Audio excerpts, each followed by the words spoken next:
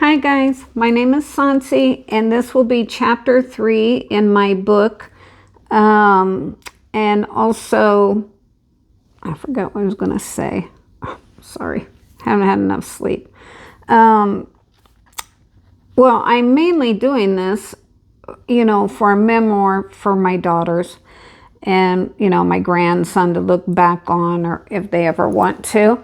But it's also, my life is a very interesting story all the way through. There is no so much like drama and other stuff going on, and it's just been an unusual life.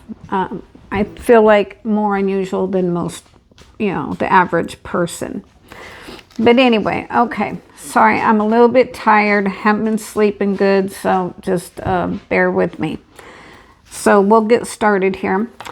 I remember living in a white house across from a small zoo, but the park was huge. The park was like a city block, but the zoo was very small, so the cages were small for all the animals. It's just like a little square. All right, here, let me think about the dimensions.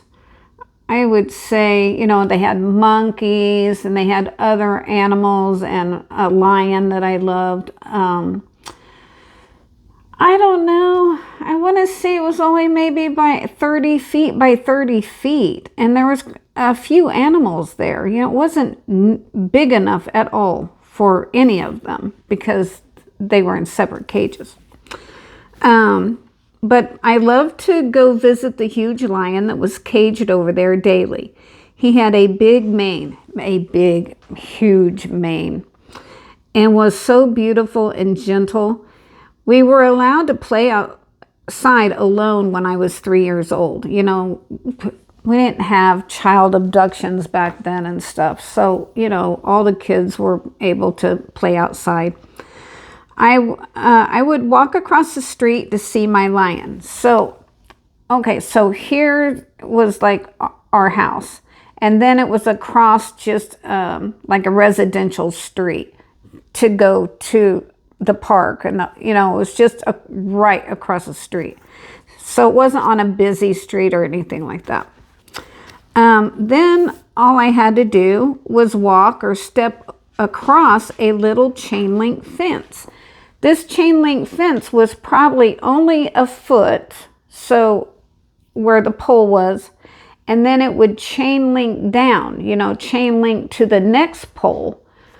Well, I was 3 years old and I could walk over it with no problem at all. I just stepped over it. So it's really strange, right? And I'm sure that zoo isn't there, or if it is, it's not the same because it was not safe at all. But anyway, okay. So I said it was only like a half a foot tall, like in the center of where the little chain connected to the next pole. So it just wasn't tall at all. And then I'd sit right next to the lion. I would pet his gigantic paws and his muzzle through the, it was like a regular chain link, the diamond shape of fence. So I could, and my hands were little, so I could just reach in there and pet his paw or pet his nose. He always had his nose right up against the fence, so I could pet it. And his paws, he would stick them out as much as he could so I could pet him. And I would sit over there for hours talking to him and petting him, and he never got aggressive, never. I would talk to him about stuff and how I hated he was in a small cage. I already knew that it wasn't right. It was cruel to keep this majestic creature in a tiny cage where he could only pace back and forth. Like he couldn't jump up or anything. I mean, it wasn't a tall, well, it was probably only, well, it's hard to remember, but I'm thinking between 8 and 10 feet tall, so he couldn't even jump. And he couldn't run because there was nowhere to run. All he could do is pace back and forth. And that's what he'd be doing when I'd go over there. So he was stressed out, right? When they're pacing back and forth, they're stressed.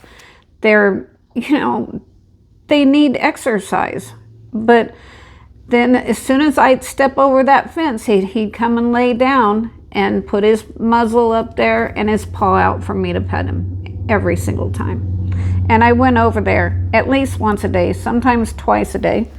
And I would just hang out with him. That's what I did when I was 3. But I hated it so much that I started going over there daily to bend the fence back to release him. My 3-year-old mind didn't comprehend that we were in the middle of a city. So it wouldn't be a good idea to let him out. I just wanted him to be able to run free. I finally did bend the fence back about 2 feet. So that was a lot for me, but it took a lot of effort and many days for me to be able to bend that fence. I was only 3. I didn't have a lot of muscles, but I just kept, rolling it, and rolling it like that until it would just stay up.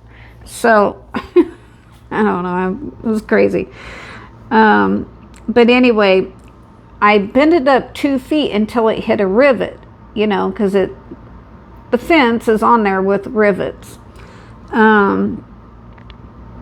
So no way I could bend it any further, right? There was no way I can bend it past a rivet, no way. But I didn't understand that, and I just thought I was weak and not strong enough to do it. So I beat myself up, I'd be so frustrated with myself, and oh gosh. I apologized to the lion so many times and even cried over it multiple times. I would try, and then I would just have to give up because I wore myself out, and then I would just cry because I couldn't do it.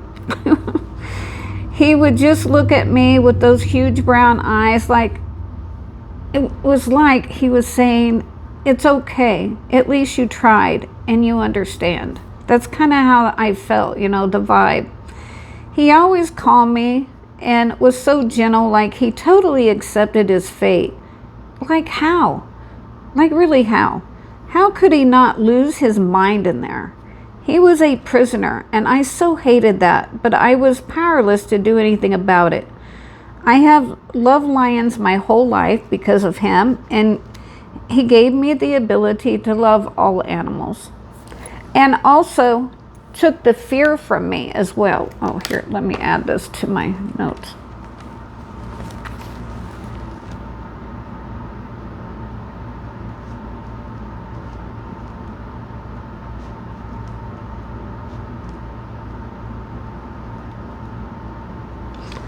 Yeah, because I guess I was thinking if a lion wouldn't be ferocious with me, then probably no other animals would. And I've never been scared of animals, not ever. This may be the reason I became an iron worker at the age of 35, to feel strong enough to do anything. I'm kind of doing my own therapy here, but that thought came to my mind like I always wanted to feel strong since I was little. And I think it's because of this lion. And I just always was strong. And I wanted to be strong, and I've always been strong. I'm still pretty strong. Okay, so I drew a really rough, horrible picture of this lion because I wanted to give you a visual, and I can draw lions. I've drawn lions before that were very detailed and realistic, but I don't have time to do that. So if I ever do make it into a book, I will draw some better pictures, and invest that time. But until I know I'm going to actually do a book, I'm just going to do this because I'm concentrating on the words, you know, I'm concentrating on the story right now. But so anyway, this is horrible, horrible picture. So anyway, he was in this cage. Well, it was a chain link. I shouldn't have drawn it that way because it was like, you know, I was just in a hurry wanting to do it. But anyway, it was like, you know,